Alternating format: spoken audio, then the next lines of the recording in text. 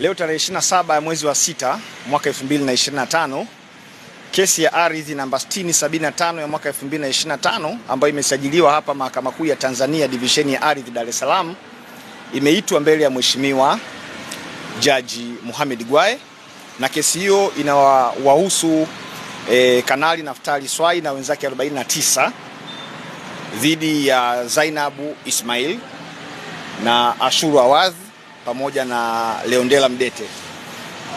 Wadai katika shauri hili ni waliokuwa wafanyabiashara wa Kariakoo katika jengo ambalo liliporomoka mwezi Novemba mwaka 2024.